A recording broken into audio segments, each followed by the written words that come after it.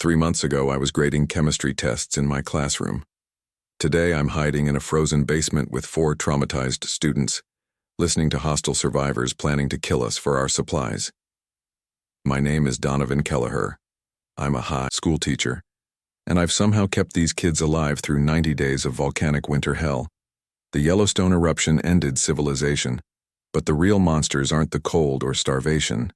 They're the people who gave up their humanity when the world went dark. Before we start the video, let us know what country you are tuning in from in the comment section below. Perhaps we will make a story there. Let's begin. If you're watching this, you probably think you know what an apocalypse looks like. Zombies, aliens, nuclear war, Hollywood stuff. But let me tell you something. The real apocalypse doesn't announce itself with dramatic music. It starts on a Tuesday morning while you're grading chemistry tests, and it begins with a sound you've heard 1,000 times before.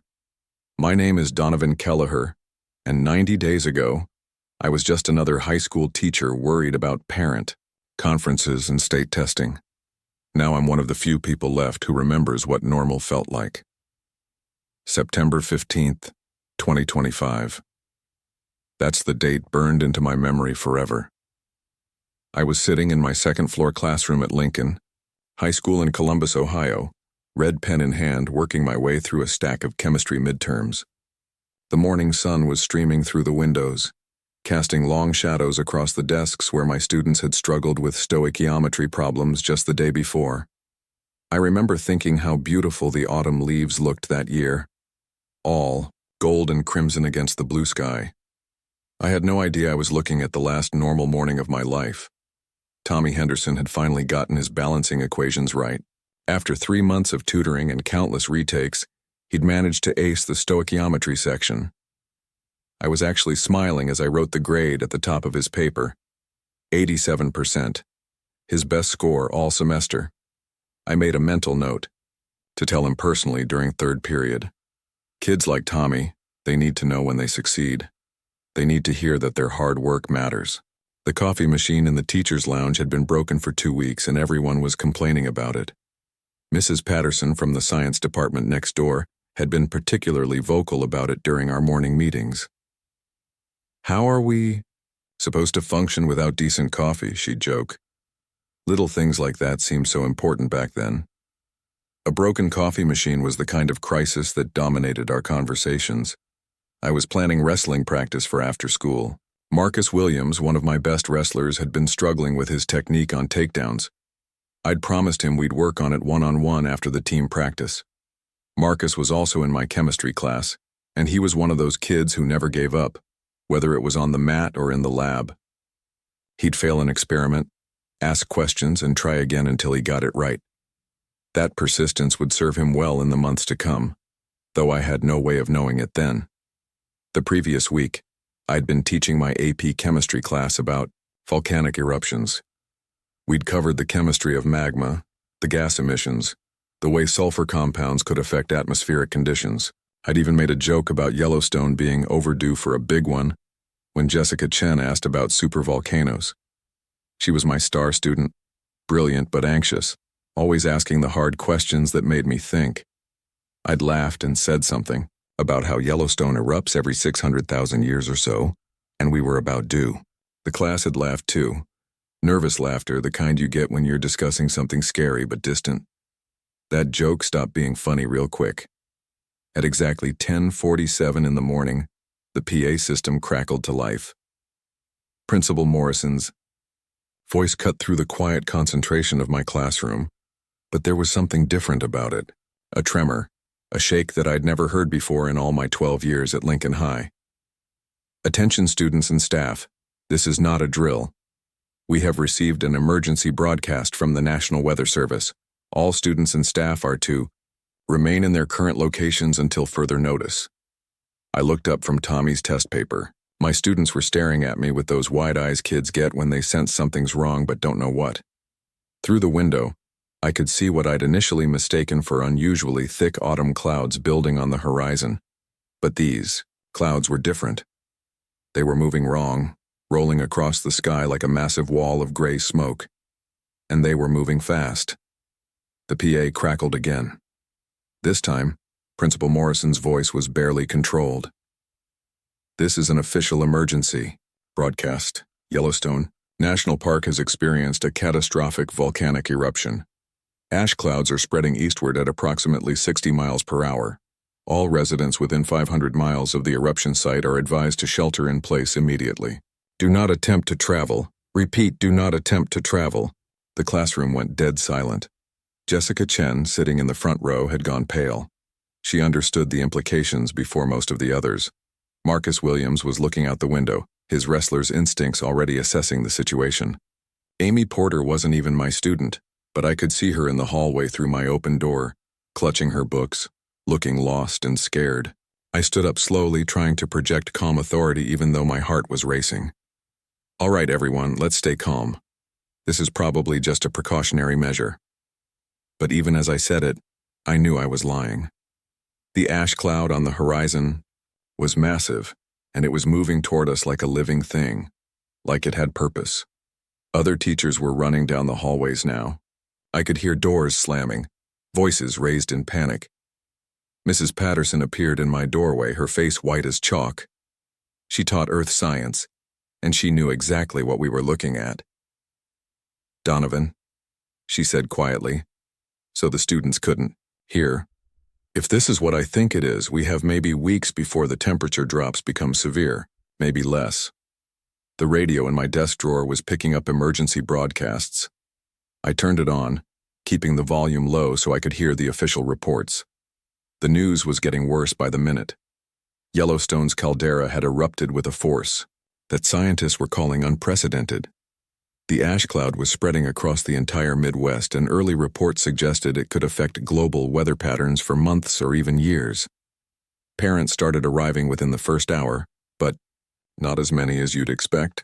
The roads were already clogging with panicked evacuees, and many families were trapped in traffic or had fled the city entirely. Cell phone service was spotty at best.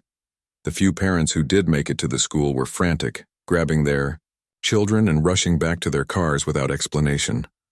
By noon, the ash cloud had reached us.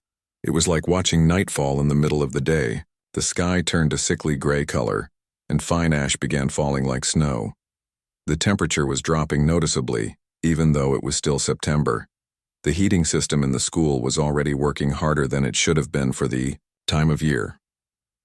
I had 17 students left in my care by the end of the school day. 17 kids whose parents either couldn't get to them or had already fled the city. Principal Morrison had left around 2 in the afternoon, muttering something about getting to his family in Cincinnati. Most of the other teachers had abandoned the building too, leaving us with a skeleton crew of staff and a school full of frightened children.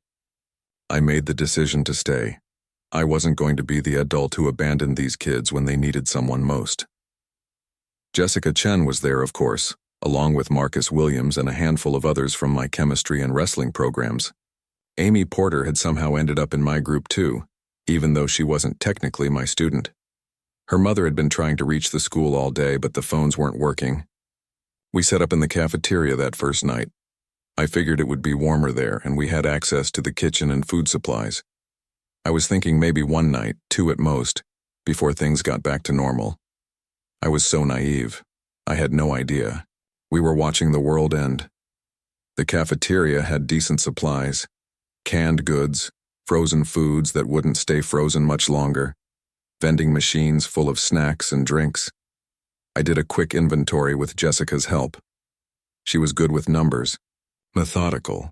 We had maybe 2 weeks of food if we were careful, longer if we rationed strictly, but I was still thinking in terms of days, not weeks or months. The radio reports were becoming more dire as the evening wore on.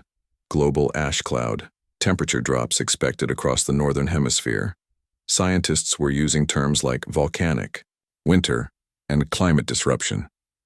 The ash was blocking sunlight, and early computer models suggested it could last for months. Marcus took charge of the physical security, even though he was just a 17-year-old kid. He'd always been mature, for his age, responsible. He organized the other boys to help barricade the entrances and windows. We used tables and chairs, anything we could find. It felt like we were playing a game, but the fear in everyone's eyes told me it was deadly serious. Jessica was calculating and recalculating our supplies. She had her chemistry textbook out, trying to understand the science behind what was happening. "Mr. Kelleher," she said quietly, "if the ash cloud is as thick as they're saying on the radio, it could block enough sunlight to drop global temperatures by several degrees. That doesn't sound like much, but it could trigger a feedback loop. Snow and ice reflect more sunlight, which causes more cooling, which causes more snow and ice." I was trying to keep the younger kids calm, telling them stories, playing games. Amy Porter was only 8 years old, and she kept asking when her mommy was coming to get her. I kept saying soon, not knowing if I was lying or not. The phones were completely dead by evening, and the radio reports were getting more sporadic. Looking out the cafeteria windows, I could see the town changing. Columbus was a city of nearly 1 million people, but it was going dark. Streetlights were flickering on and off, and I could see strange orange glows on the horizon. House fires, maybe, or something worse. The ash was still falling, coating everything in a fine gray dust. The first night was the longest of my life.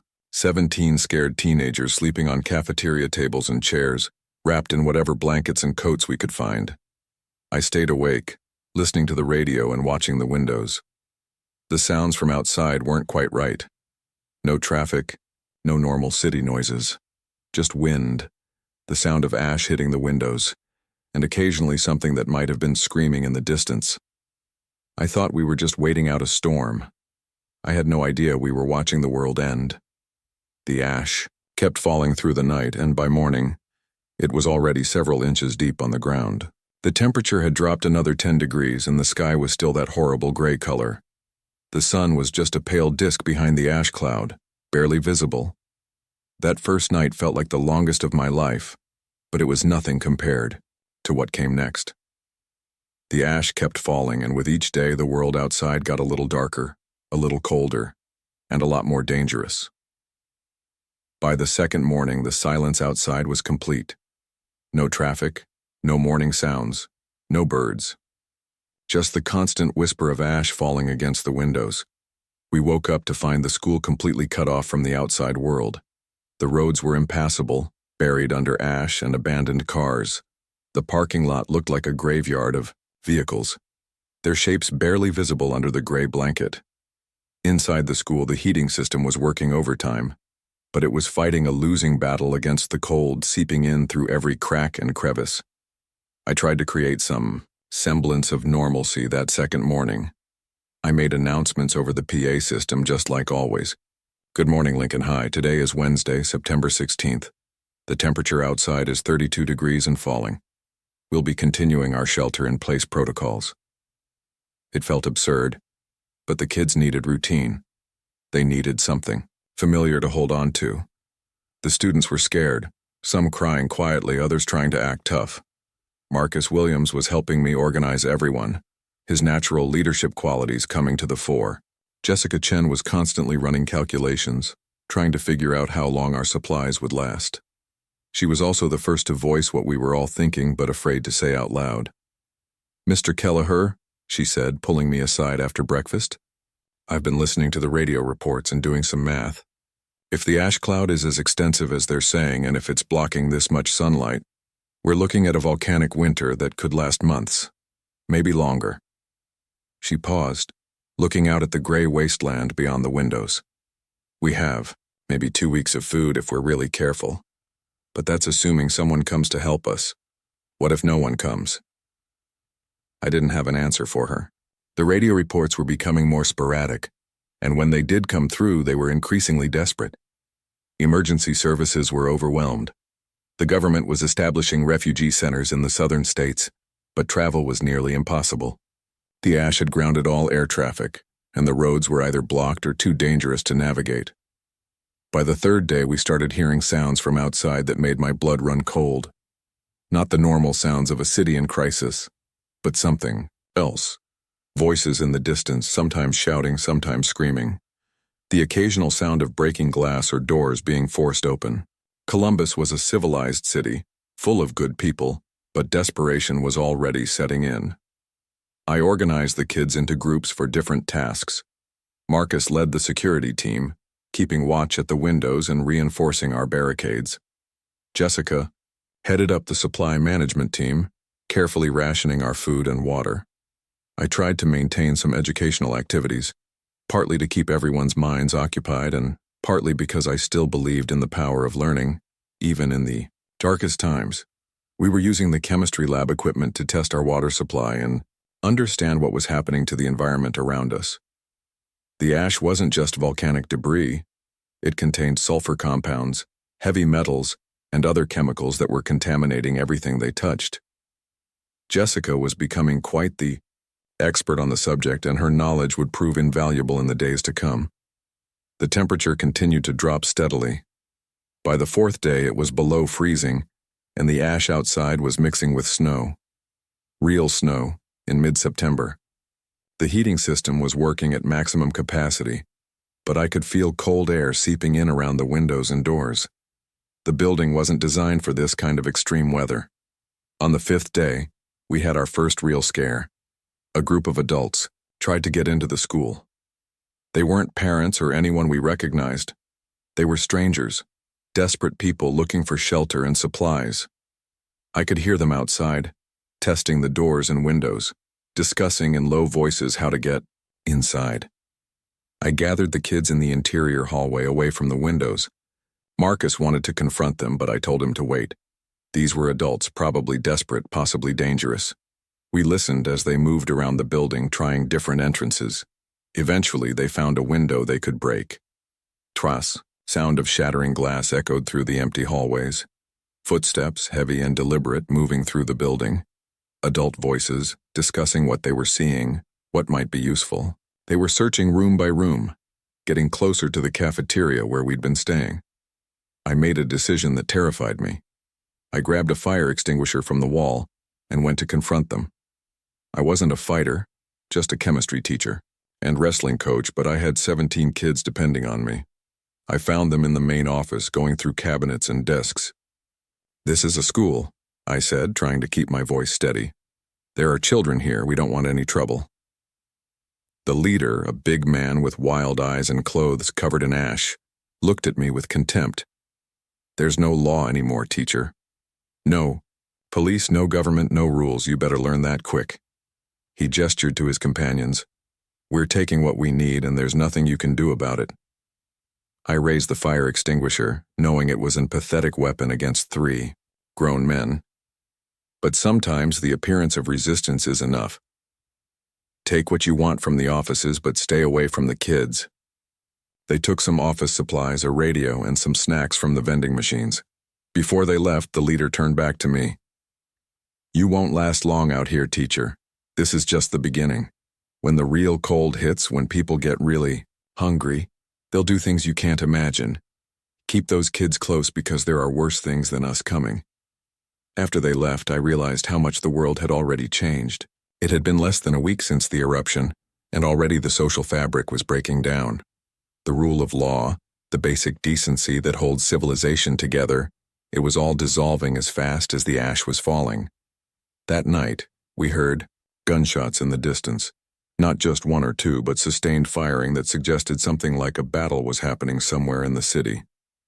Marcus and I took turns standing watch, and we could see fires burning in different parts of town.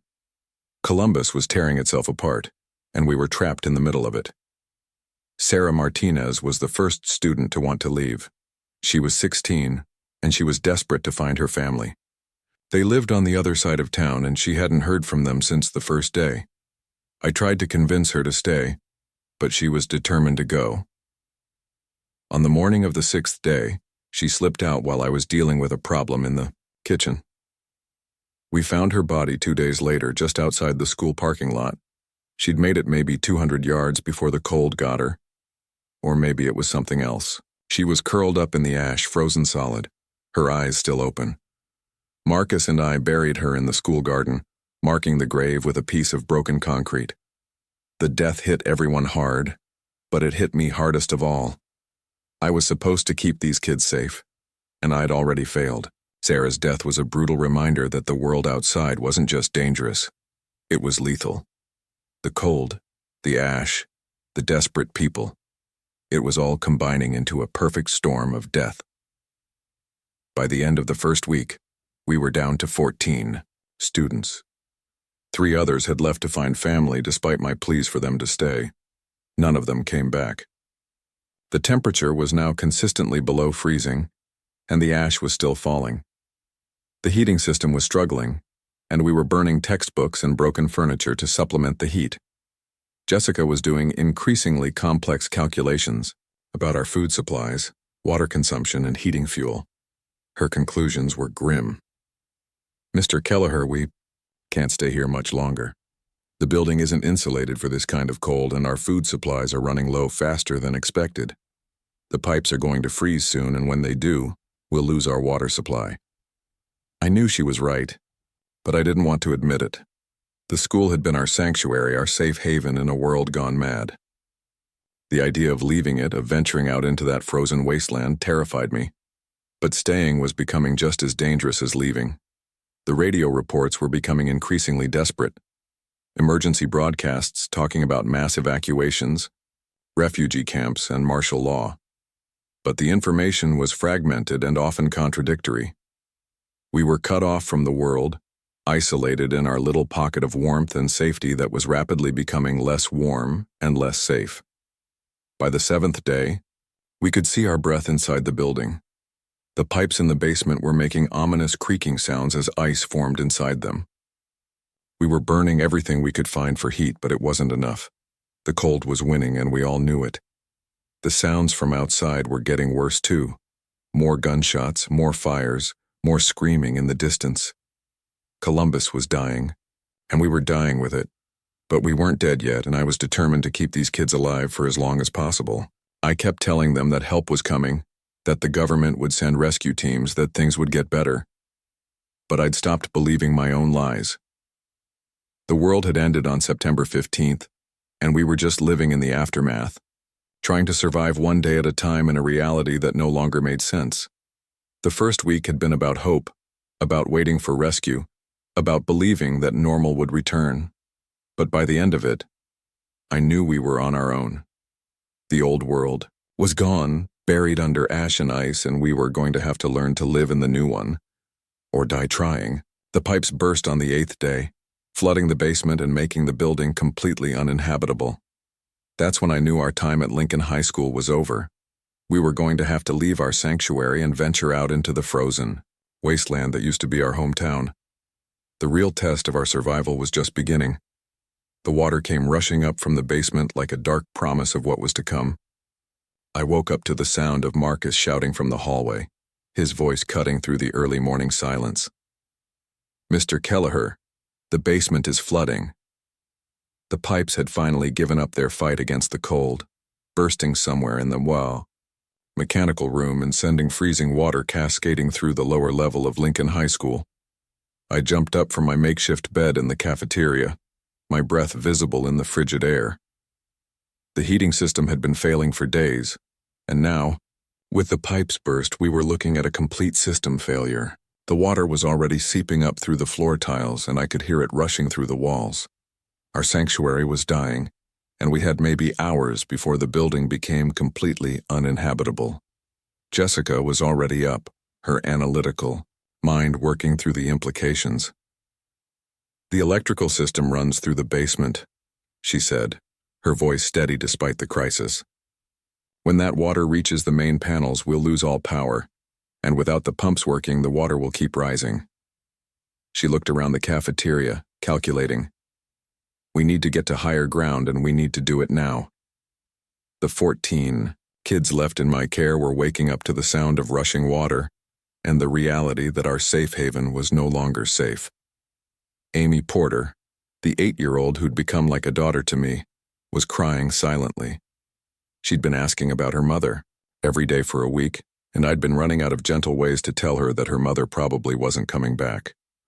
We had maybe 2 hours to gather what we could carry and leave. 2 hours to say goodbye to the place that had been our home, our fortress, our last connection to the world we'd lost. I'd been dreading this moment since the first day, but I'd always hoped it wouldn't come. Hope, I was learning, was a luxury we couldn't afford anymore. Marcus took charge of the evacuation like the natural leader he was becoming. At 17, he was already more of a man than most adults I knew. The wrestling training had given him physical strength, but the last week had given him something more valuable, the ability to make hard decisions without hesitation. "We take only what we can carry," he announced to the group. "Food, water, warm clothes, and anything that might help us survive outside." The sounds from the town were different that morning. More organized somehow, but not in a good way. I could hear vehicles moving in the distance, groups of people calling to each other, the occasional sound of construction or demolition. Columbus was reorganizing itself, but according to rules I didn't understand yet. Rules that might not include mercy for a teacher and 14 kids with nowhere to go. I went to my classroom one last time while the kids were packing. My gradebook was still on the desk where I'd left it. Tommy Henderson's improved test score still marked in red ink. The periodic table I'd spent 12 years teaching from was covered in ash that had blown in through a cracked window. My wrestling trophies stood on the shelf like monuments to a world that no longer existed. There was a manila folder in my desk drawer marked emergency contacts that I'd never had to use before. Phone numbers for parents, guardians, relatives. All meaningless now. The phones were dead. The addresses were in a city that was tearing itself apart, and most of the people on those lists were probably dead or gone. I was all these kids had left, and the weight of that responsibility was crushing. Jessica found me there staring at the remnants of my old life. "Mr. Kelleher, we need to go. The water's reached the first floor, and the power's starting to flicker." She paused, looking around the classroom. "I know this is hard, but we can't save any of it. We can only save ourselves." She was right, of course. Jessica was always right about the practical things. But leaving that classroom felt like abandoning everything I'd ever worked for, everything I'd ever believed in. Teaching wasn't just my job, it was my identity. Without Lincoln High School, without my students coming to class every day, who was I? Just another survivor in a world full of people trying not to die. The group was ready to move by the time I got back to the cafeteria. 14 kids ranging in age from 8 to 18 carrying backpacks and garbage bags full of supplies. They looked like refugees, which I suppose they were. We all were. Marcus had organized them into a rough formation, with the older kids helping the younger ones, the stronger kids carrying extra supplies for those who couldn't manage heavy loads. Amy Porter was holding Jessica's hand, her small face determined despite the tears. She'd attached herself to Jessica early on, maybe because Jessica was the closest thing to a big sister she had left. Or maybe because Jessica had the kind of calm competence that made everyone feel safer. Either way, watching them together reminded me that we weren't just trying to survive as individuals. We were trying to survive as a family. The morning air outside was like a physical blow. The temperature had dropped to maybe 10 degrees, and the wind was carrying ash that stung exposed skin like tiny glass shards. The world beyond the school doors was barely recognizable. Columbus had been buried under nearly 2 feet of ash mixed with snow, creating a gray, frozen landscape that looked more like the surface of an alien planet than the Ohio city I'd called home for over a decade. The cars in the parking lot were just vague shapes under the ash. Some had been abandoned with their doors still open, as if their owners had fled in panic. Others showed signs of being searched or stripped for parts. The main road that had once carried thousands of commuters every day was now a winding path between ash drifts, marked only by the occasional abandoned vehicle or makeshift sign. We made our way toward downtown, not because I had a specific destination in mind, but because I figured our best chance of finding other survivors was in the more populated areas.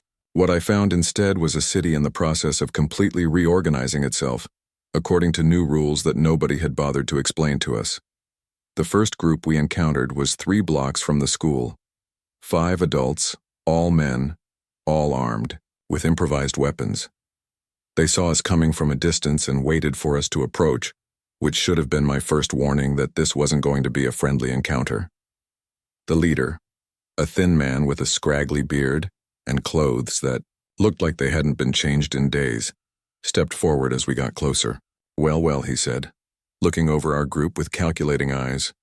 "Teacher and his students from the looks of it. You kids picked a bad time to go on a field trip." His companions laughed, but it wasn't a pleasant sound. These weren't people who were just trying to survive.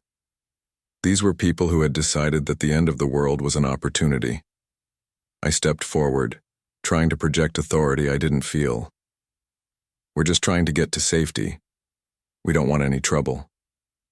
The words sounded weak even to me.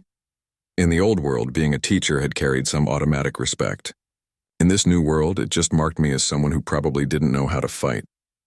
Safety? The man looked around at the frozen wasteland that surrounded us. Son, there ain't no safety anymore. There's just us and them. And you better figure out real quick which side you're on. He gestured toward the kids. These yours? They're my students, I said, moving slightly to put myself between him and the group. I'm responsible for them. Responsible, he repeated, like the word tasted funny. That's a luxury you can't afford anymore, teacher. But I'll tell you what. You give us half your supplies, and we'll let you pass. Consider it a toll for using our territory. Territory. That was the first time I heard that word used the way it would be used for the rest of the winter. Columbus wasn't a city anymore. It was a collection of territories, controlled by whoever was strong enough or desperate enough to claim them, and we were just visitors passing through expected to pay for the privilege. Marcus stepped up beside me, his wrestler's instincts reading the situation correctly. We don't have much, he said, his voice steady. Just enough to keep us alive. Well then, you better decide what's more important, the leader said. Your supplies or your lives. He said it casually, like he was discussing the weather, but the threat was clear. This was how the new world worked. Might made right, and we didn't have any might. I made the decision to comply. We couldn't fight 5 grown men, and even if we could, what would that teach the kids? That violence was the answer to every problem?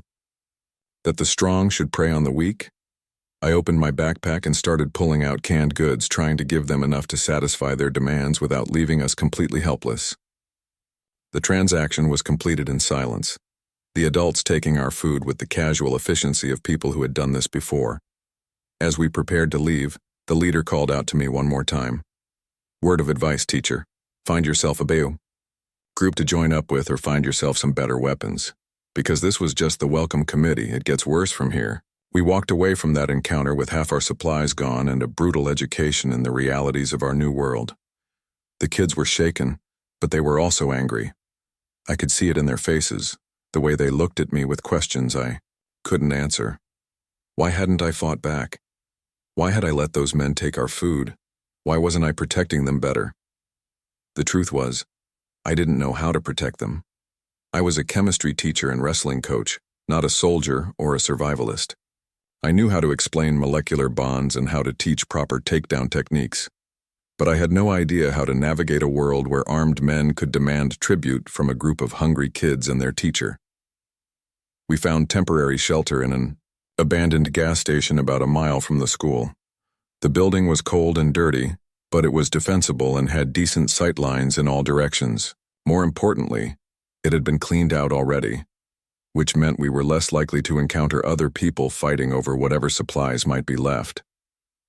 Jessica immediately started taking inventory of what we had left after the encounter with the toll collectors.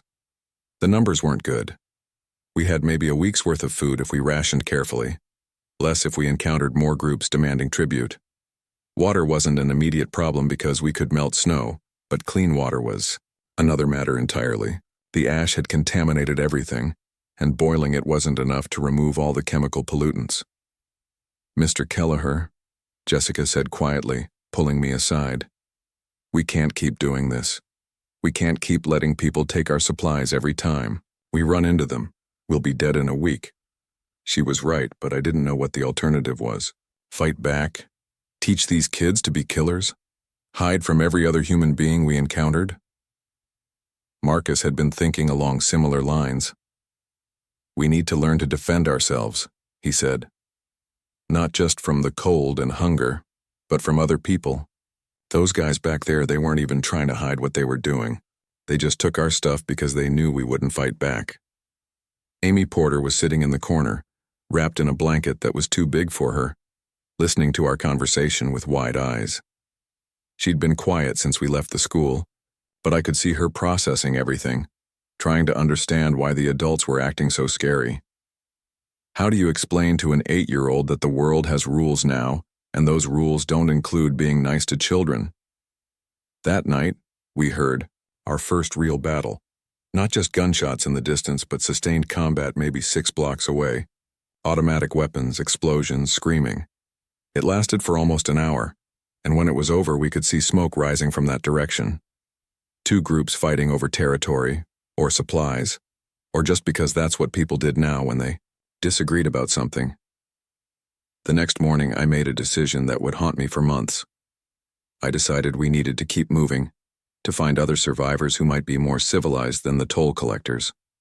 What I found instead was a city that had completely lost its mind. The downtown area was unrecognizable. Buildings that had stood for decades were burned-out shells.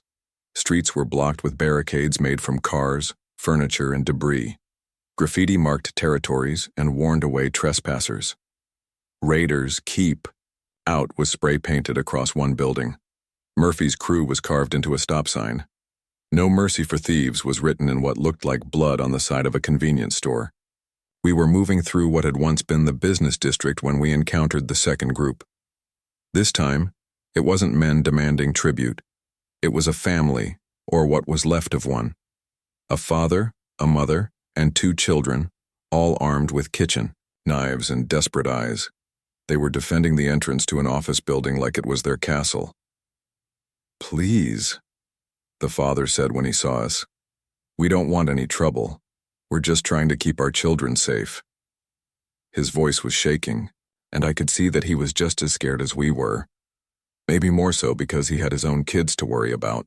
I tried to approach peacefully, to explain that we were just passing through, that we weren't raiders or thieves. But trust was a luxury that nobody could afford anymore.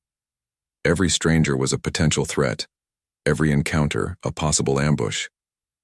The father kept his knife pointed at us while his wife gathered their children behind her, ready to run or fight depending on what we did next. We backed away from that encounter without violence, both groups too scared to trust each other enough for a real conversation. But it showed me something important about the new world we were living in. It wasn't just the predators I had to worry about. It was the prey too, because desperate people do desperate things, and everybody was desperate now. By the 3rd day outside, we'd lost 2 more kids, not to violence or cold, but to hope. 2 16-year-olds, best friends, who decided they'd rather try to find their families than stick with a teacher who clearly didn't know what he was doing. I tried to stop them, tried to explain that they were safer with the group, but they'd made up their minds. They slipped away during the night, taking some of our remaining supplies with them. I never saw them again, but I heard about them later. Word travels fast in a city of survivors, and bad news travels fastest of all. They'd made it maybe 10 miles before running into a group that wasn't interested in negotiating. The details didn't matter. What mattered was that I'd failed to keep them safe, just like I'd failed to keep Sarah Martinez safe. Marcus was becoming more assertive about our need for weapons and defensive training. "Mr. Kelleher, I know you don't want us to become killers, but we need to be able to protect ourselves. Those wrestling moves you taught me, they work on people who aren't expecting them, but only if I'm willing to use them." Jessica was focused on the practical aspects of survival.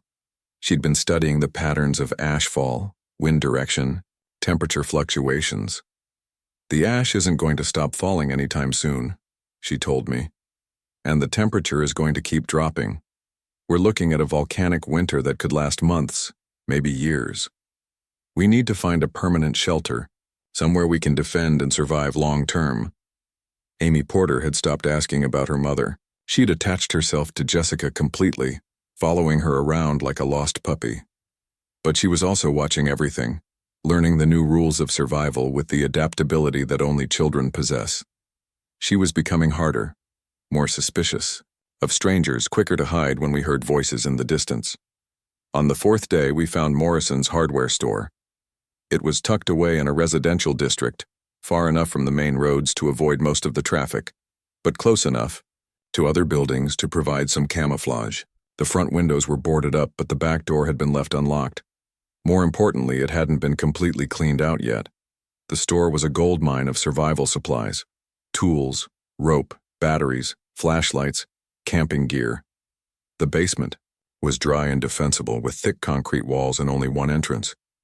It was warm enough to survive in, big enough for our group, and isolated enough to avoid most casual encounters with other survivors. I should have been more suspicious about why such a valuable location had been left untouched. In a city where every scrap of food and every useful tool was being fought over, finding an intact hardware store was like finding a winning lottery ticket. But I was tired, the kids were tired, and we needed a place to rest and regroup. We spent 3 days setting up our new home. Marcus organized the defenses, using the tools and materials from the store to reinforce the doors and windows. Jessica cataloged the supplies and set up a rationing system. Amy helped where she could, but mostly she just tried to stay close to the people she trusted.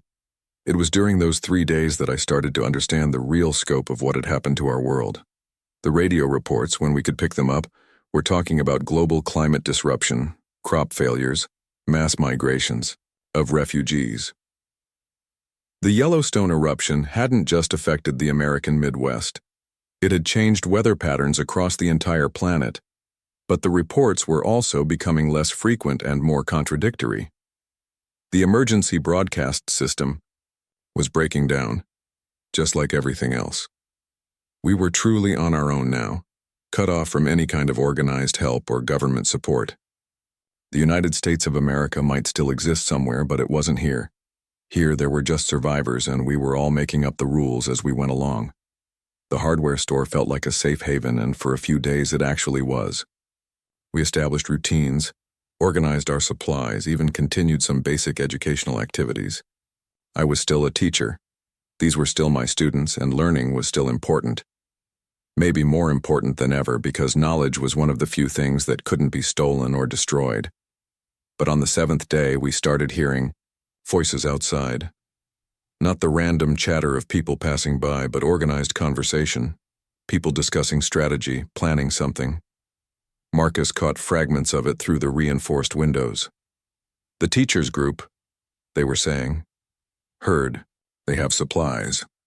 The girl knows chemistry might be useful. We'd been found.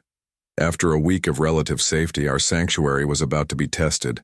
And unlike the toll collectors or the desperate family, these people sounded organized, determined, and very interested in what we had to offer.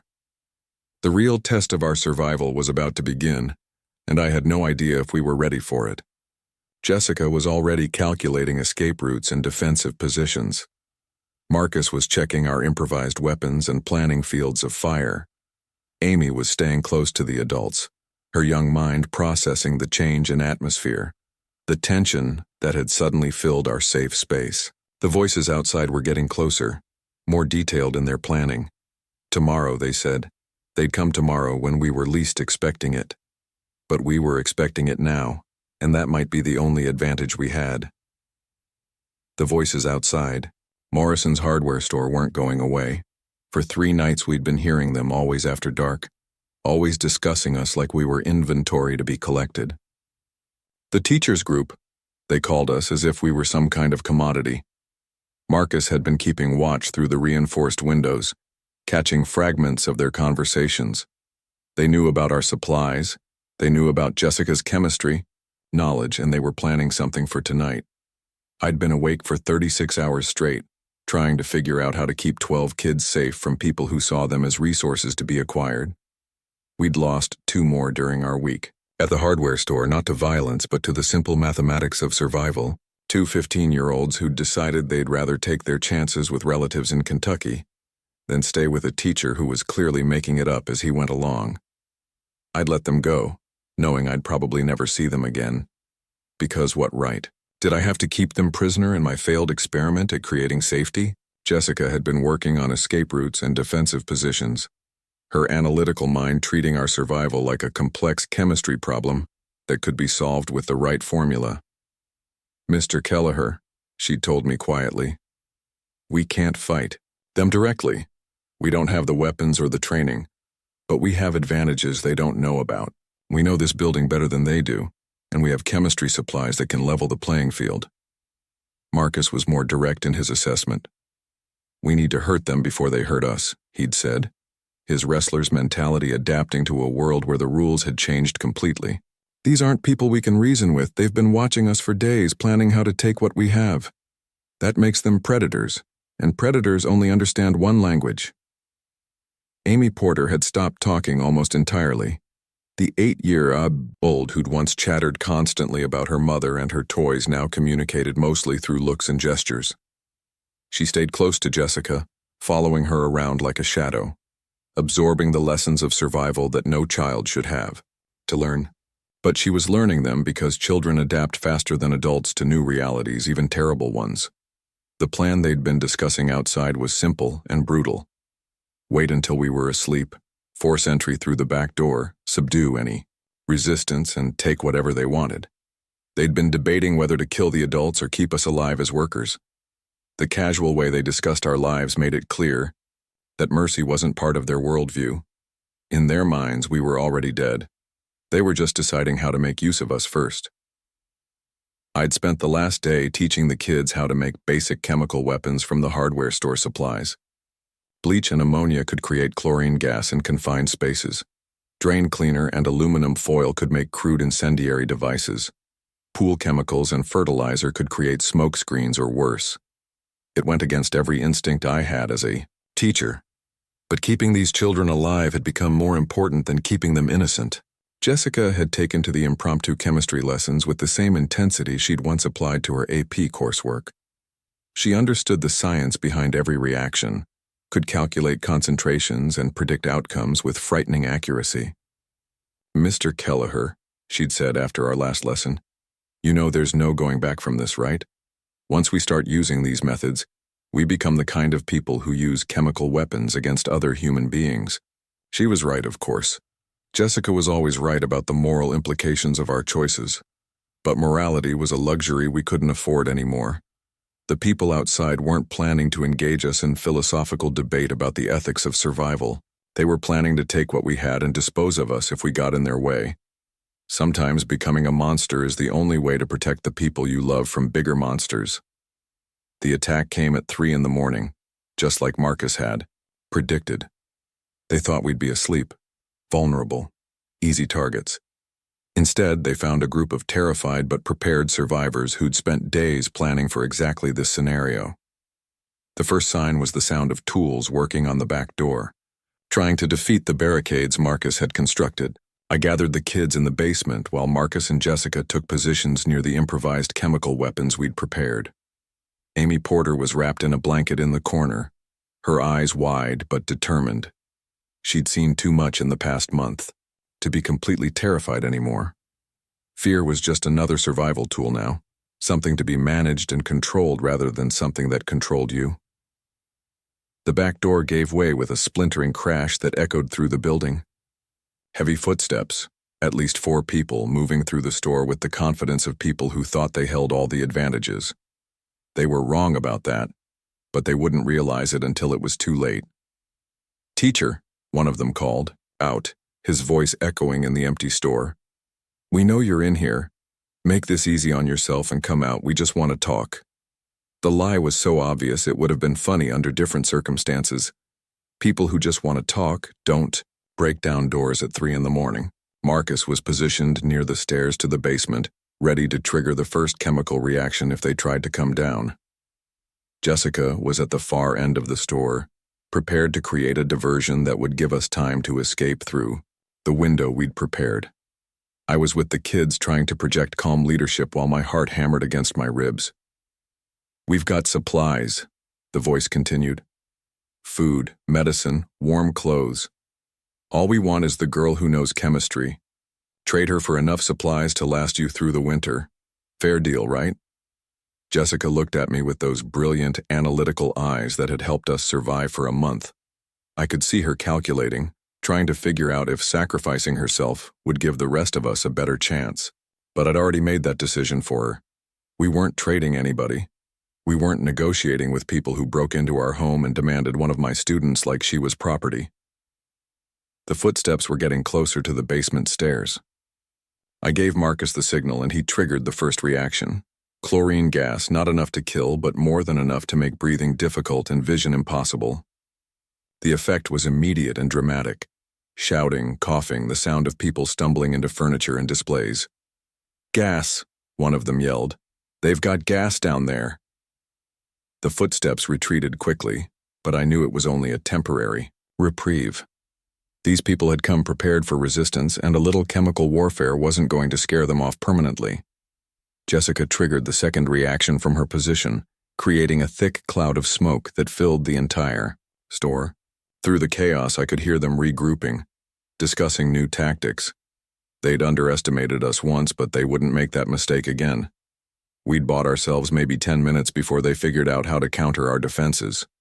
"Move to Plan B," I whispered to the kids. Plan B was the window escape route Jessica had prepared, leading to the alley behind the store and hopefully to freedom. It wasn't much of a plan, but it was better than waiting in the basement for people who wanted to use us as slaves or worse. Marcus helped boost the younger kids through the window while Jessica and I gathered the essential supplies. We couldn't take everything, but we could take enough to survive for a few days while we figured out our next move. Amy Porter went through the window without a sound, her small body disappearing into the darkness beyond. The smoke was starting to clear when we made our escape. I could hear the attackers reorganizing, preparing for another assault on the basement. They'd find it empty, but by then we'd be long gone. At least, that was the plan. Plans, I was learning, rarely survived contact with reality. We regrouped in the alley, 12 survivors carrying everything we owned in backpacks and garbage bags. The hardware store had been our home for a week, but now it was just another place we used to live. In this new world, nowhere was permanent. Nowhere was truly safe.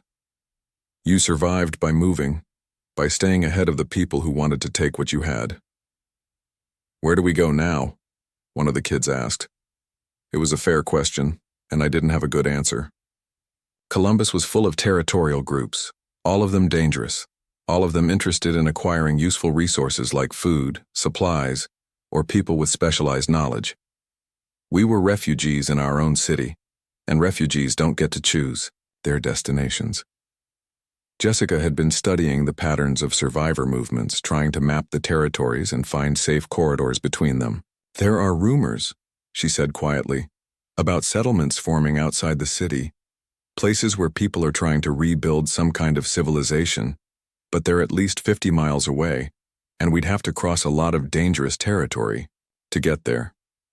Marcus was more focused on immediate concerns. "We need to get away from here first," he said. "Those people are going to figure out we escaped, and they're going to be angry about it. Angry people make bad decisions, and bad decisions get people killed." We moved through the residential streets, staying in the shadows, avoiding the main roads where organized groups might be patrolling. The houses around us were mostly abandoned, their windows dark, their yards buried under ash and snow. Occasionally we'd see signs of habitation, flickering candles or smoke from chimneys, but we didn't approach. In this world, strangers were threats until proven otherwise. Amy Porter was keeping up better than I'd expected. The past month had changed her from a sheltered 8-year-old into something harder, more resilient. She didn't complain about the cold or the weight of her backpack. She just followed Jessica, trusting that the teenager who'd become her surrogate big sister would keep her safe. We found temporary shelter in an abandoned church about 2 miles from the hardware store. The building was cold and empty, but it was defensible and far enough from our previous location to provide some security. More importantly, it had been thoroughly looted already, which meant we were unlikely to encounter other people fighting over whatever might be left. The next morning brought news that made our escape feel even more necessary. We could see smoke rising from the direction of Morrison's hardware store. The people who'd attacked us had burned it down, either out of spite or to make sure nobody else could use it. Our former sanctuary was now just another pile of ash in a city full of them. "They're sending a message," Marcus said, watching the smoke rise. "This is what happens to people who resist them. They want everyone to know that fighting back has consequences." He was right, but I was proud that we'd fought back anyway. These kids had learned something important about themselves that night. They'd learned they could be dangerous when they needed to be. Jessica was calculating our remaining supplies and our options for long-term survival. The numbers weren't encouraging. We had maybe a week of food left, and winter was getting worse every day. The temperature was dropping steadily, and the ash was still falling. We needed to find a permanent solution soon, or we'd end up like so many other groups that had simply vanished into the frozen wasteland. That afternoon, we encountered our first friendly survivors since leaving the school. A family group, similar to ours but larger, led by a woman who'd been a nurse before the eruption. They were cautious but not hostile, and after some careful negotiation, we were able to trade some of our chemistry supplies for information about the wider situation. The news wasn't good. Columbus was completely cut off from outside help. The state government had evacuated to the southern part of Ohio, and the federal government was dealing with similar crises across the entire northern United States. We were on our own, and we were likely to stay that way for months or possibly years. But there was also hope in the information they shared. Settlements were forming, groups of survivors banding together to create something larger than just day-to-day survival. These weren't the territorial gangs that controlled parts of the city, but actual communities, with rules, leadership, and long-term planning. The catch was that they were selective about who they accepted, and they were all located far from the urban areas. "Why don't you join up with us?" the nurse asked. "Larger groups have better survival rates, and you've got skills we could use." It was a tempting offer, but something about the way she looked at Jessica when she said skills we could use reminded me too much of the people who'd attacked the hardware store. I declined politely, but the encounter gave me an idea. Maybe we didn't need to find an existing settlement. Maybe we could create our own. These kids had proven they could adapt, they could learn, they could fight when necessary. Maybe what they needed wasn't to join someone else's community, but to build their own. The idea was ambitious, probably impossible, but it gave us something to work toward besides just surviving another day. We started looking for a location that could serve as the foundation for a permanent settlement, somewhere defensible, with access to water, far enough from the city to avoid the territorial conflicts but close enough to scavenge supplies when necessary.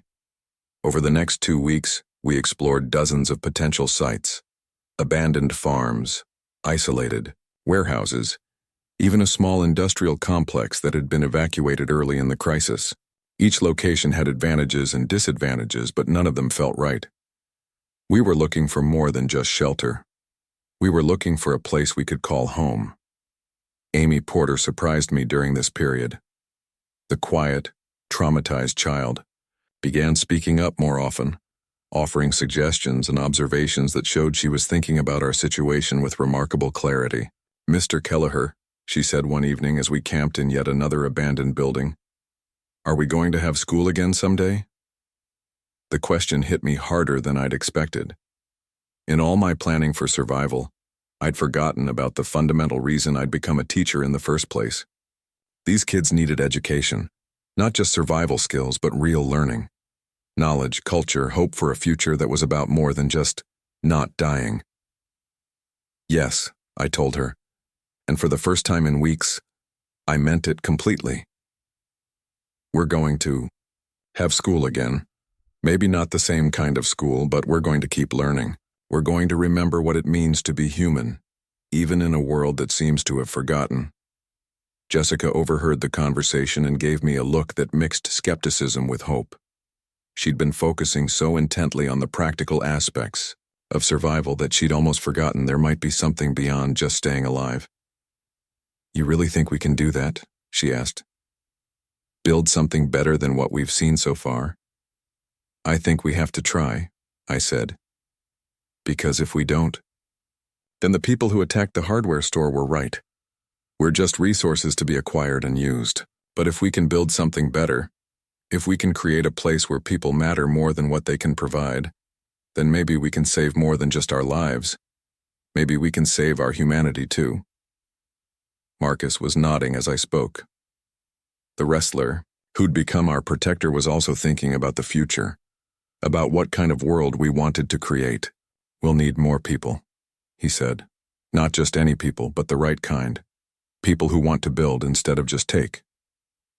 It was an optimistic thought, maybe naively optimistic, but optimism was better than despair. We were still alive, still together, still capable of making choices about our future. That had to count for something, even in a world where everything seemed to be falling apart. The settlement we were imagining would need rules, leadership, a way of making decisions. That didn't depend on who was strongest or most ruthless.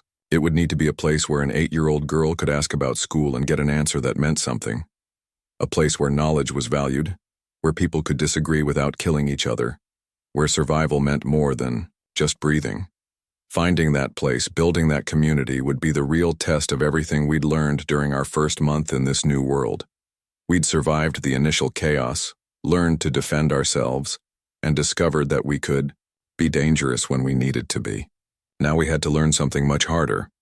We had to learn how to be human again in a world that had seemingly forgotten what humanity meant. The rumors about safe settlements 50 miles away were starting to seem less like fantasy and more like necessity.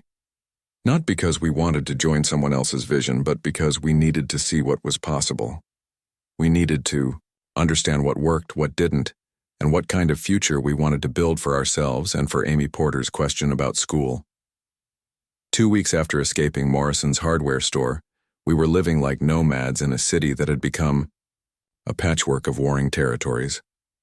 Every day brought new challenges, new dangers, and new losses that chipped away at our group like acid eating through metal. The optimistic talk about building our own settlement seemed more naive with each frozen sunrise, each encounter with survivors who'd given up their humanity for the simple mathematics of staying alive another day. We'd lost 3 more kids during those 2 weeks of wandering. Not to violence, though that was always a threat, but to the cruel logic of survival that said smaller groups moved faster, hid easier, and attracted less attention from the predators that had claimed the ruins of Columbus. 2 17-year-olds left in the middle of the night, taking supplies and leaving only a note that said sorry and good luck. The third was a 15-year-old girl who simply walked away one morning after we'd been refused entry to a survivor camp because we didn't have anything valuable enough to trade. I was down to 9 kids now, including Amy Porter, who'd become the heart of our little family in ways I was only beginning to understand. At 8 years old, she'd developed an uncanny ability to sense danger before the rest of us noticed it. She'd tug on Jessica's hand when we needed to change direction, or suddenly stop talking when we needed to be quiet. Children, I was learning, adapted to apocalyptic conditions with a flexibility that adults couldn't match.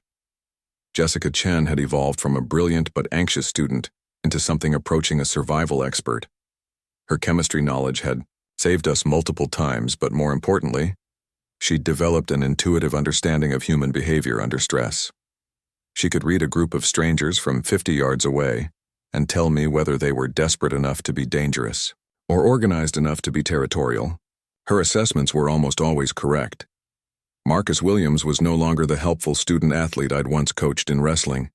He'd become our military commander, our scout. Our early warning system rolled into one 17-year-old package. The month of constant danger had given him a hardness that worried me sometimes, but I couldn't argue with the results. Under his protection, we'd avoided dozens of potentially fatal encounters. The world outside our small group had organized itself according to principles that would have seemed impossible just 2 months earlier. Downtown Columbus was controlled by what people called the Syndicate, a loose confederation of gangs that had divided the business district into territories and established a brutal but effective system of trade and tribute. The residential areas were claimed by family groups and neighborhood associations that shot strangers on sight. The industrial zones had become hunting grounds for raiders who took what they wanted and killed anyone who resisted. Somewhere in that chaos, normal people were trying to survive with whatever decency they could maintain. We'd encountered a few of them, families and small groups who still believed in helping others, sharing resources, treating children with kindness. But they were becoming rarer as the winter deepened and resources became scarcer. Decency, it turned out, was a luxury that fewer people could afford every day. The settlement rumors that had sustained our hopes for weeks were starting to seem more concrete. We'd met survivors who claimed to have come from organized communities outside the city, places where people farmed, manufactured goods, even maintained some form of education system.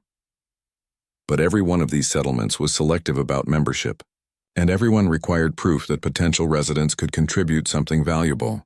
They're rebuilding civilization, one refugee had told us, but they're only taking the pieces they want. If you can't prove you're useful, they'll give you supplies for a few days and send you on your way.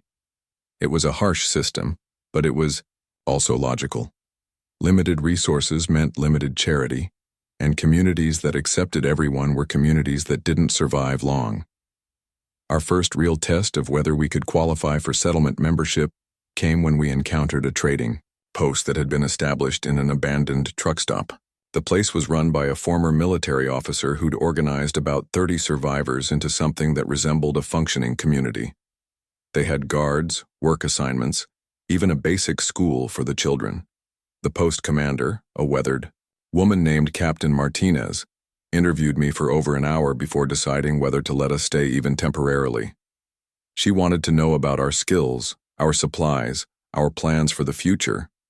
Most importantly, she wanted to know whether we understood that survival required making hard choices about who lived and who died. "Teacher," she said, looking at our ragged group with calculating eyes, "I can see you're trying to save every kid who crosses your path. That's admirable, but it's not sustainable. Communities survive by being selective about who they protect. Families survive by putting their own members first. You're trying to be a saint in a world that kills saints." Her assessment stung because it was partially accurate. I had been trying to save everyone, and it had cost us resources and safety that might have been better invested in the core group.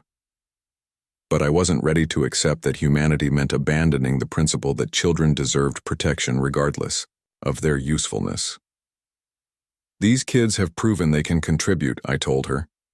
"Jessica knows chemistry that could be valuable to any community. Marcus has leadership and security skills. Even Amy has survival instincts that have saved us multiple times. We're not asking for charity. We're offering our abilities in exchange for safety." Captain Martinez seemed genuinely interested in Jessica's chemistry knowledge, but she was skeptical about the rest of us. "One useful person doesn't justify accepting 9 mouths to feed," she said bluntly. "If the girl wants to stay, we can find a place for her. The rest of you are welcome to trade for supplies and move on." The offer was exactly what the hardware store attackers had proposed, and my answer was the same. We weren't trading away any of our people, no matter how logical it might seem from a resource management perspective. Jessica herself settled the question by making it clear she wouldn't stay without the rest of us. "We're a family," she said simply. "We've kept each other alive for 6 weeks. I'm not abandoning them now just because someone offers me a warm bed and regular meals."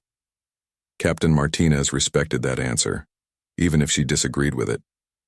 She allowed us to stay for 3 days, long enough to rest, resupply, and gather information about the world beyond Columbus.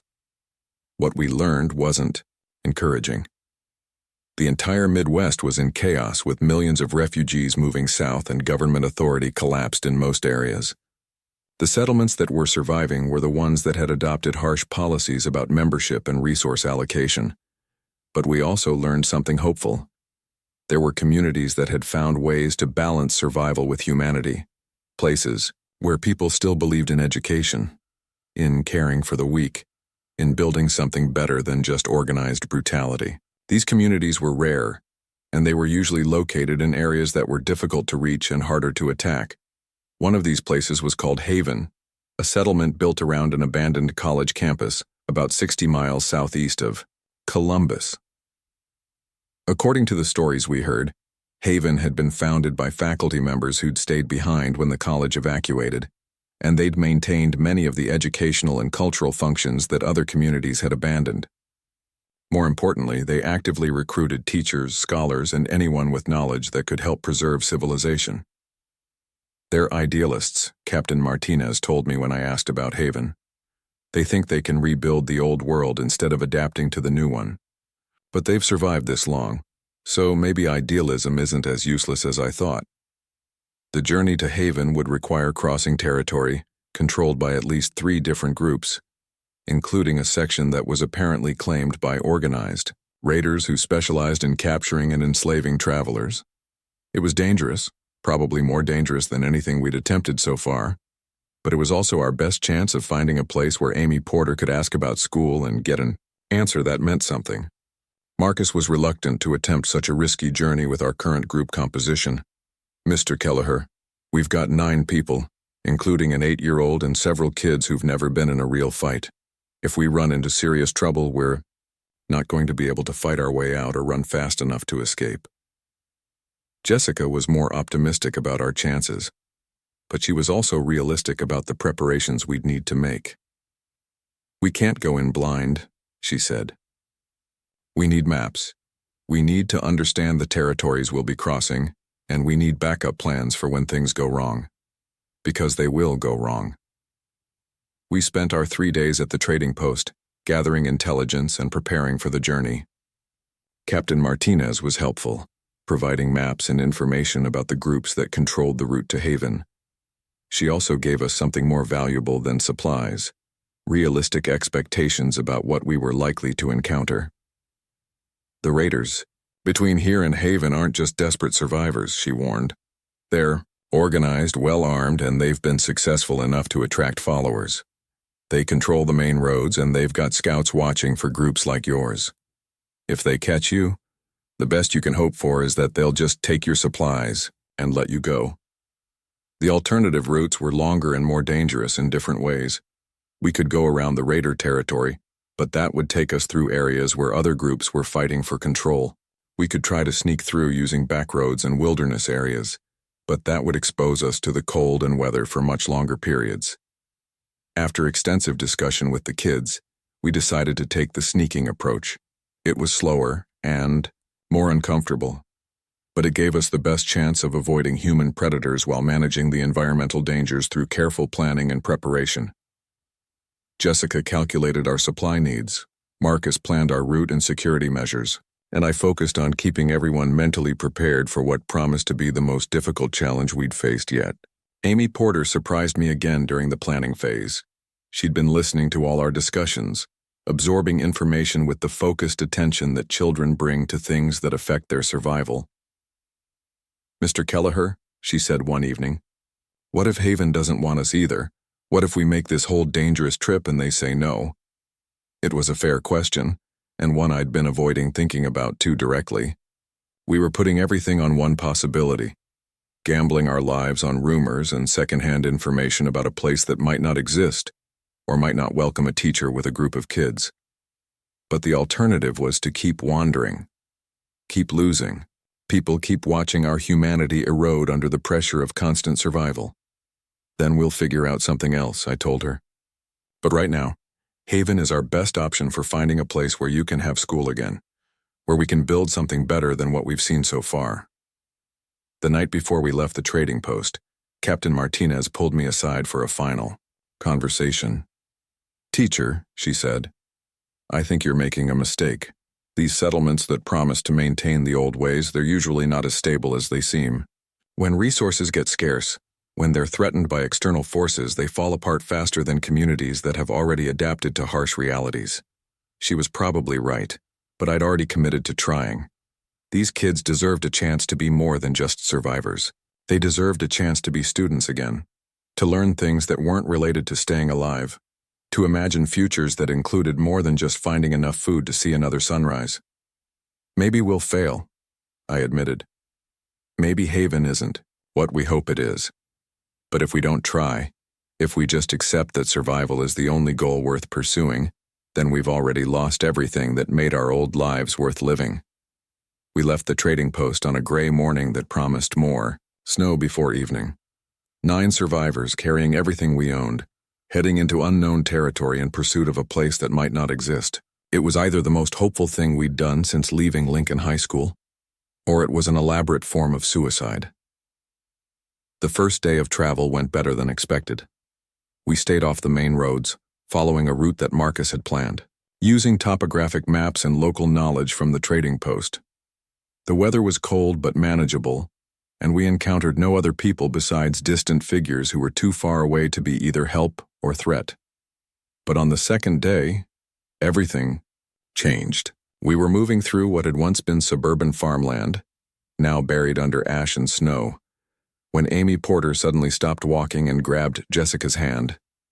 She didn't say anything, just stood perfectly still with that expression she got when her survival instincts detected something the rest of us hadn't noticed yet. Marcus was already reaching for the improvised weapons we carried when we heard the engines. Multiple vehicles, moving in formation, coming from the direction we'd been traveling. We had maybe 2 minutes to find cover before they reached our position, and the open farmland offered very few options for concealment. We made it to an abandoned farmhouse just as the first vehicle came into view. From our hiding place in the basement, we could see them through the broken windows. 5 trucks, all modified with armor plating and gun mounts, carrying at least 20 armed people. These weren't desperate refugees or territorial gang members. These were professional raiders, exactly the kind of organized threat that Captain Martinez had warned us about. They stopped at the farmhouse, apparently using it as a regular checkpoint or meeting point. We could hear them talking about recent captures, successful raids, plans for expanding their territory. They knew about Haven, and they knew about the route we were taking. Worse, they knew about groups like ours. Teachers and kids, one of them was saying, always carrying useful stuff, medicine, tools, sometimes even books that the settlement people will pay good money for. Plus, the smart ones make decent workers once you convince them to cooperate. We were trapped in that basement for 6 hours, listening to raiders discuss capturing people like us with the casual efficiency of people who'd turned human trafficking into a business model. When they finally left, continuing their patrol in the direction we'd come from, we faced a terrible choice. Continue toward Haven and risk running into more raiders, or turn back and abandon our hope of finding a place where humanity mattered more than survival. The kids voted to continue. Even Amy Porter, who understood the dangers better than anyone, wanted to keep going toward the possibility of school and safety. We'd come too far to turn back now, and Haven represented everything we'd been fighting to preserve. But the encounter with the raiders had changed something fundamental about our situation. We weren't just refugees seeking shelter anymore. We were prey being hunted by predators who'd turned the collapse of civilization into a profitable enterprise. The final phase of our journey would require skills and luck that we might not possess. The road to Haven was about to test everything we'd learned about survival, everything we believed about humanity, and everything we were willing to sacrifice to protect the possibility of a better future. We were 60 miles from Columbus and 30 miles from our destination, traveling through territory controlled by people who saw us as merchandise. We were also running out of time. Winter was getting worse, our supplies were dwindling, and the constant stress of survival was wearing down our ability to make good decisions. Haven wasn't just our destination anymore. It was our last hope, and we were going to reach it or die trying. The 30 miles between that farmhouse and Haven turned out to be the longest distance I've ever traveled in my life. Not because of the physical challenges, though those were severe enough, but because every step forward meant gambling our lives on the possibility that civilization could still exist in a world that seemed determined to prove otherwise. We were 9 exhausted survivors carrying everything we owned, pursued by professional raiders, racing against winter weather that was getting worse every day. Our supplies were running critically low after 2 weeks of constant movement. Jessica's careful rationing had stretched our food longer than should have been possible. But mathematics doesn't care about hope or determination. We had maybe 3 days of food left, less if we encountered delays or had to take longer routes to avoid the raider patrols that Captain Martinez had warned us about. Marcus had taken on the role of advance scout, moving ahead of our main group, to check for threats and identify safe paths through territory that belonged to people who wanted to capture us. His wrestling training had given him the physical conditioning for this kind of work, but more importantly, his experience with our group had taught him to think tactically about survival in ways that most 17-year-olds never have to learn. Amy Porter was proving to be our most valuable early warning system. The 8-year-old's survival instincts had become so refined that she could sense danger before the rest of us noticed anything unusual. She'd saved us from at least 3 potentially fatal encounters by simply stopping, listening, and indicating that we needed to change direction or find cover immediately. Jessica had evolved beyond chemistry expertise into something approaching a survival strategist. She was calculating not just our immediate needs for food and shelter, but also weather patterns, human behavior, and the complex mathematics of group dynamics under extreme stress. Her assessments had become essential to every decision we made about routes, rest stops, and resource allocation. The other 5 kids in our group had been shaped by 2 months of constant danger into something that would have been unrecognizable to their parents or teachers from the old world. They moved quietly, followed orders without question, and had learned to suppress normal teenage behaviors that might compromise group security. They'd become child soldiers in a war against a world that wanted to kill them. 3 days after, leaving the trading post, we encountered our first major obstacle. The main road to Haven passed through a town that had been completely taken over by raiders, turned into a fortress and supply depot for their operations throughout the region. Going around would add at least a week to our journey, time we didn't have given our food situation and the approaching winter weather. Marcus returned from scouting, with information that confirmed our worst fears. "It's not just a raider camp," he reported. "It's a processing center. They're bringing in captured survivors, sorting them, and shipping them out to other locations. I counted at least 50 prisoners in holding areas, and probably twice that many raiders managing the operation." The prisoners he'd observed included families, individual adults, and several groups that looked similar to ours. Teachers with students, parents with children, anyone who might have valuable skills or could be trained as workers. The raiders had turned human trafficking into an industrial operation, complete with sorting procedures and transportation schedules. "There's something else," Marcus continued, his voice carefully controlled. "I saw some familiar faces. People from Columbus, including that family we met near the business district. The father who was protecting his children with kitchen knives. They're all in the holding areas now." The news hit us harder than it should have. We'd only encountered that family briefly, but they'd represented something important about maintaining humanity under impossible circumstances. Seeing them reduced to prisoners in a raider processing center felt like a preview of our own fate if we made the wrong choices. Jessica was studying the maps and calculating alternatives when Amy Porter made an observation that changed our entire approach to the problem. "Mr. Kelleher," she said quietly, "what if we don't go around them? What if we go through them but not the way they expect?" Her suggestion was both brilliant and terrifying. Instead of trying to sneak around the raider town, we could approach it openly, pretending to be refugees seeking help or trade.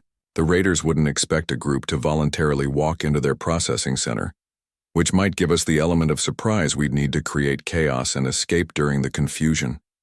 It was an insane plan, the kind of desperate gamble that only made sense when all the alternatives were worse. But Amy's 8-year-old logic was sound. The raiders were expecting people to try to avoid them, not to approach them voluntarily. Sometimes the most dangerous plan is also the safest because nobody expects anyone to be that crazy. Marcus was initially opposed to anything that involved walking into a raider stronghold, but he came around when he realized it might be our only chance of helping the prisoners we'd observed. "If we're going to do this," he said, "we need to plan it like a military operation. Multiple escape routes, diversions, and a clear understanding that if things go wrong, we're probably all going to die." Jessica began working on chemical preparations that could create confusion and cover our escape if the plan failed. Smoke bombs, flash powder, anything that could disorient guards and create opportunities for people to run. Her chemistry knowledge, which had saved us multiple times, was about to be tested in the most dangerous situation we'd faced yet. The plan we developed was complex but simple in execution. We'd approach the town in the early morning, when guards might be tired and less alert. Jessica and I would present ourselves as educators with valuable skills, offering to trade knowledge for safe passage. While the raiders were evaluating our offer, the kids would position themselves near escape routes and be ready to trigger chemical diversions if things went wrong. If everything worked perfectly, we'd be allowed to pass through and continue toward Haven.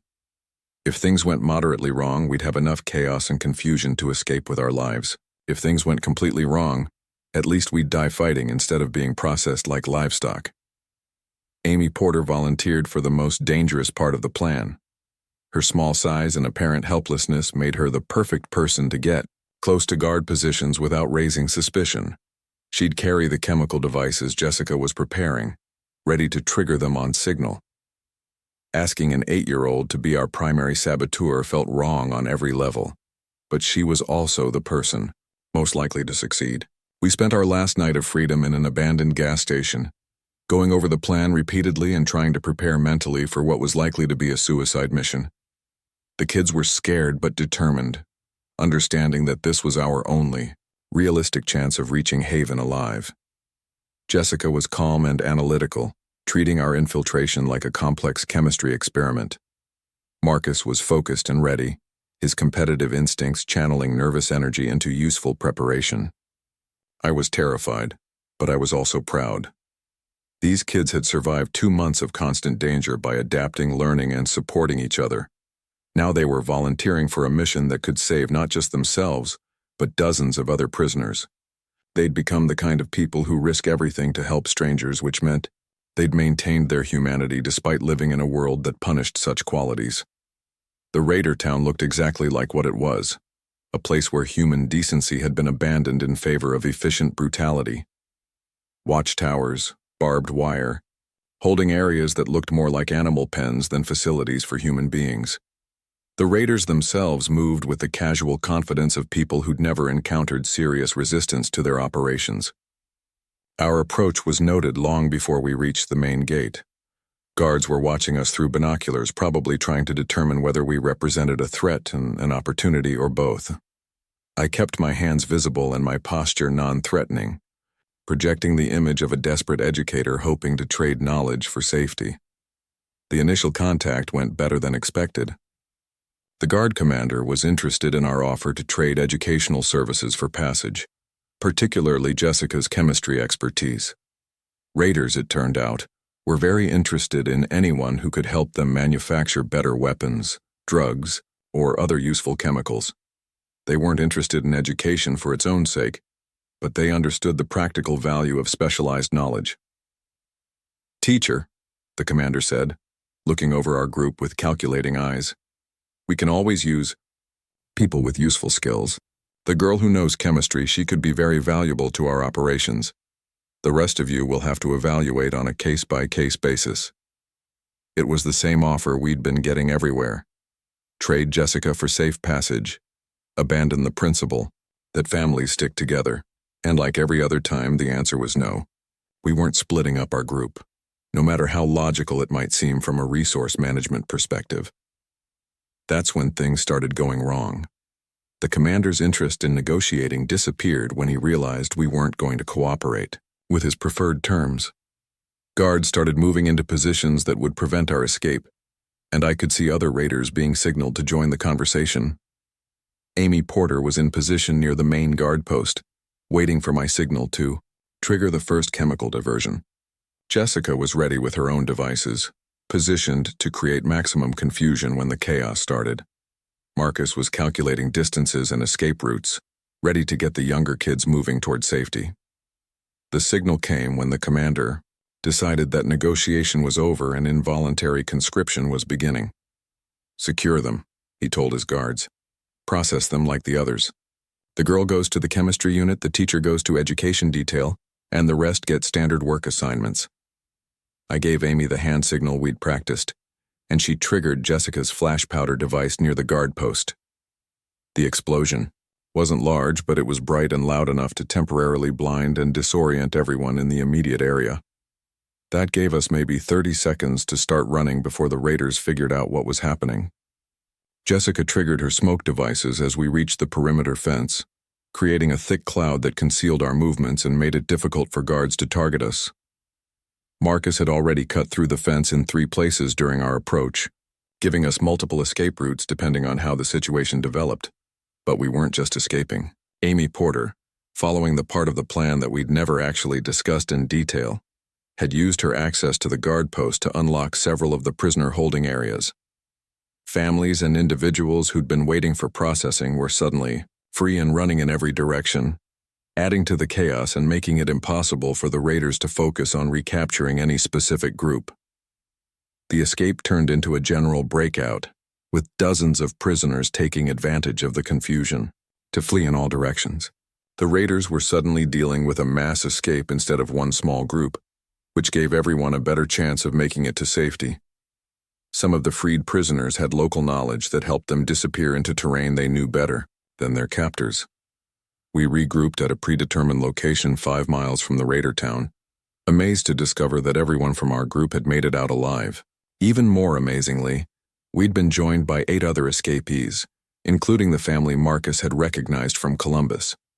The father who'd defended his children with kitchen knives was now helping to coordinate our movement toward Haven. "Teacher," he said to me as we prepared to continue our journey, "what you did back there, it saved more than just your own people. My children are free because your children were brave enough to risk their lives for strangers." It was a moment of hope in a world that had provided very few of them. We'd proven that organized brutality could be defeated by coordinated courage, that people could still choose to help each other even when helping meant risking everything. The Raider Processing Center would rebuild and continue its operations, but today, at least, humanity had won a small victory. Our expanded group of 17 people moved faster than expected, toward Haven, driven by adrenaline and the knowledge that we'd probably triggered a massive search effort by escaping raiders. The weather was getting worse, with snow falling steadily and temperatures dropping below anything we'd experienced yet. But we were close enough now to see the buildings of Haven on the horizon. The final approach to Haven was the most nerve-wracking part of our entire journey. We could see the settlement, could see signs of organized human activity, but we didn't know whether they'd accept us or turn us away. After 2 months of encountering communities that valued resources over people, we were prepared for rejection. Instead, we found something that seemed almost impossible: a functioning community that actually lived up to its ideals. Haven had been built around the campus of a small liberal arts college, and the founders had maintained many of the educational and cultural functions that other settlements had abandoned. Children attended classes, adults pursued research, and creative projects and community decisions were made through discussion rather than force. The settlement's leadership included several former faculty members, including a chemistry professor who was thrilled to meet Jessica and immediately began discussing research projects they could work on together. There was a school for children of all ages, including a program specifically designed for survivors who'd missed months of education during the crisis. Amy Porter's question about school finally had a real answer. Yes, there would be school. Yes, there would be teachers and books and the possibility of learning things that weren't related to staying alive. Yes, there would be a future that included more than just survival. But Haven also represented something larger than just safety and education. It was proof that human beings could choose to maintain their humanity even under the worst possible circumstances. The settlement had survived because its people had decided that civilization was worth preserving, even when preserving it meant accepting risks and costs that purely survival-focused communities avoided. The chemistry professor, Dr. Sarah Kim, explained their philosophy during our first community meeting. "Survival is important," she said, "but survival without purpose is just another form of death.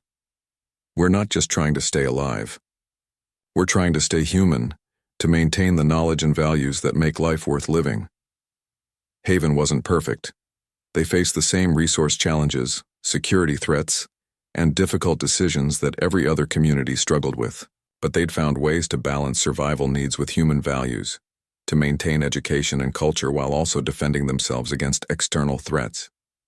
Jessica was accepted into their advanced chemistry program, where she could continue learning while also contributing to research that helped the community. Marcus was recruited for their security force, where his tactical skills and leadership experience made him valuable despite his age. Amy Porter was enrolled in their elementary program, where she could finally be a child again instead of a survival expert. As for me, I was offered a position teaching in their education program, helping to train the next generation of teachers and preserving knowledge that might otherwise be lost. After 2 months of struggling to keep children alive, I could finally return to my real profession, helping young minds grow and develop. The integration process took several weeks, as we learned the customs, rules, and expectations of a community that functioned very differently from the survival groups we'd encountered. But slowly, Gradually, we began to remember what normal life felt like. Regular meals, warm beds, time for reading and conversation that wasn't focused on immediate survival needs. Amy Porter's transformation was the most dramatic. The serious, hyper-alert 8-year-old gradually relaxed into something closer to a normal child. She still had nightmares about raiders and frozen cities, but she also had friends her own age, teachers who cared about her education, and the security of knowing that the adults around her were focused on her well-being, rather than just keeping her alive. 3 months after arriving at Haven, I was teaching chemistry again, working with students who were eager to learn and optimistic about their futures. The classroom was different, the equipment was improvised, and the circumstances were unlike anything I'd experienced in my previous career. But the fundamental joy of teaching, of watching young minds discover new ideas and develop their potential, was exactly the same. Jessica Chen had become my teaching assistant, helping younger students while pursuing advanced research with Dr. Kim. Her survival experience had given her a practical understanding of chemistry that complemented her theoretical knowledge, making her an exceptionally effective educator. Marcus Williams was training new security recruits, passing on the tactical skills he'd developed during our journey to Haven. The other survivors from our group had found their own places in the community, contributing their skills and experience while rebuilding lives that included more than just staying alive another day. The family we'd helped escape from the Raider Processing Center had become close friends, their father working in agriculture while their children attended school alongside Amy Porter. But Haven also reminded us that the world beyond our settlement was still dangerous, still full of communities that had chosen brutality over humanity. We received regular reports about raider activities, territorial conflicts, and the ongoing collapse of government authority throughout the region. Our safety was dependent on constant vigilance and the willingness to defend our values against people who saw them as weakness. The settlement's success attracted attention from both positive and negative sources. Other educator groups sought to establish contact and share resources. But criminal organizations also took note of a community that prioritized education and culture over military strength. Haven's idealism made it a target for people who believed that such values had no place in the post-eruption world.